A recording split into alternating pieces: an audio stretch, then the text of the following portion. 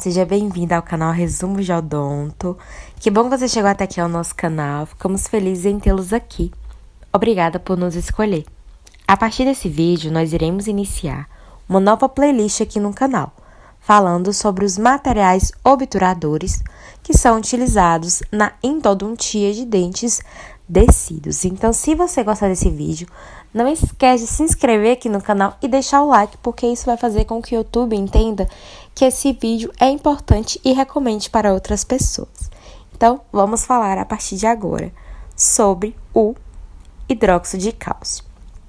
Então, o hidróxido de cálcio ele é um dos materiais mais usados na endodontia de dentes permanentes. Mas antes, a gente quer explicar como vai funcionar essa playlist. Então, ela vai ser composta de 3 vídeos, em que iremos explicar os 8 materiais mais utilizados na endodontia quando se refere a elementos descidos. Então, já ativa o sininho para não perder os próximos vídeos que iremos lançar. Hidróxido de cálcio. Então, o hidróxido de cálcio, ele é um pó branco, cristalino, altamente alcalino e ligeiramente solúvel em água. Então, o hidróxido de cálcio, ele vai possuir propriedades antibacterianas e ele é indicado quando o objetivo é a regeneração pulpar. Então, no tecido pulpar, ele tem a capacidade de reduzir o processo inflamatório, por atuar como vasoconstrictor capilar e também atuar como indutor do processo de mineralização. Então, quando a gente se depara com a polpa decídua altamente inflamada, a gente vai estar recomendando o uso do hidróxido de cálcio por a sua propriedade anti-inflamatória. As vantagens e desvantagens desse material. A vantagem do hidróxido de cálcio é que ele não vai causar alteração de cor da câmara pulpar. Por essa razão, ele pode ser um tipo de material obturador utilizado em dentes anteriores. Além disso, ele também vai induzir a formação dentinária. Desvantagem em contraposição pode vir a promover a necrose do tecido subjacente. Então, temos que colocar na balança essas características para, assim, estar escolhendo qual material é mais indicado nesses casos. Outro material usado é o formocresol.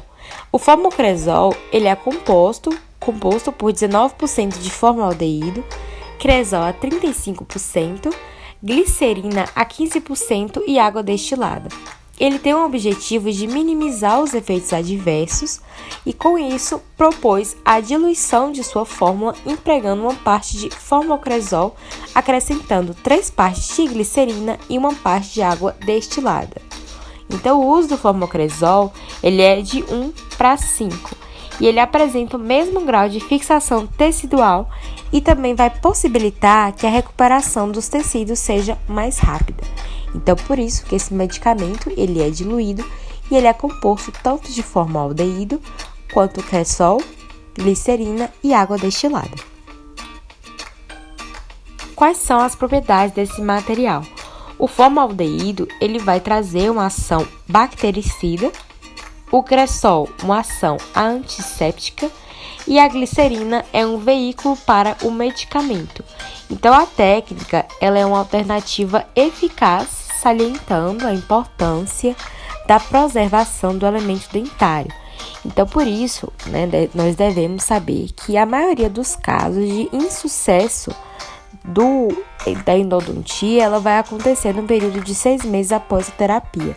Então, durante esse tempo é importante a gente estar acompanhando o nosso paciente para observar se houve uma regressão daquele tratamento ou se o paciente teve um sucesso no tratamento.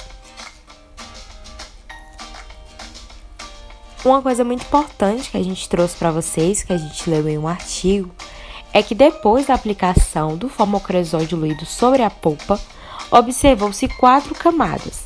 A primeira camada é a camada de tecido fixado. A segunda observou um número reduzido de células e fibras, então podia estar atrofiada. A terceira camada, uma concentração de células inflamatórias. E na quarta camada observou-se um tecido normal.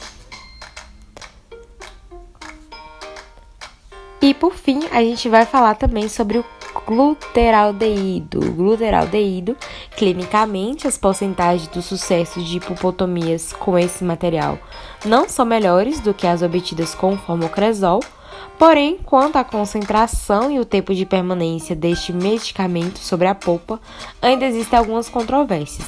Então, alguns autores acreditam que a concentração deve ser de 5% e outros autores que a concentração deve ser de 2%. Na odontologia, o gluteraldeído ele é utilizado a 2% quando ele vai atuar como fixador do tecido pulpar. Ele vai causar pouca injúria ao tecido pulpar e vai preservar. O gluteraldeído ele vai ser absorvido dos locais vitais que sofreram essa pulpotomia. Então, ele não vai difundir do tecido pulpar para o ápice e vai apresentar uma distribuição sistêmica menor após sua colocação. Então, quando a gente vê todas essas características de todos esses materiais, o gluteraldeído, o formocresol diluído e o hidróxido de cálcio, a gente tem que observar qual é o caso do nosso paciente e observar se aquelas características, aquelas propriedades, as vantagens e as desvantagens desse material valem a pena para o tipo de tratamento que eu vou propor. O formocresol, quando ele é comparado a esse material, ele vai apresentar um menor índice de reações pulpares indesejáveis. Então, como é que a gente vai aplicar o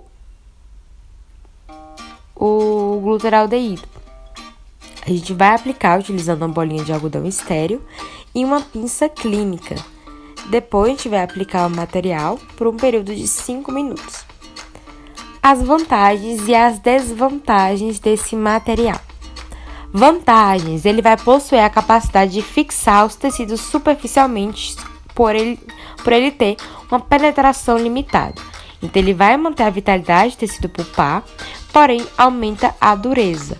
Em contrapartida, a desvantagem é que ele não é capaz de induzir sozinho a formação de uma barreira dentinária. Então, ele tem o efeito de produzir trombose, isquemia e coagulação.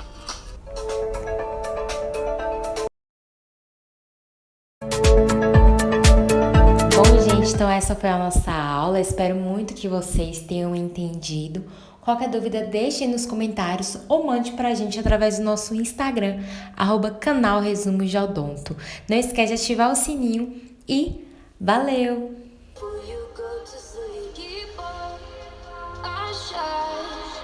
Surely get burned if you reach out and touch my mind.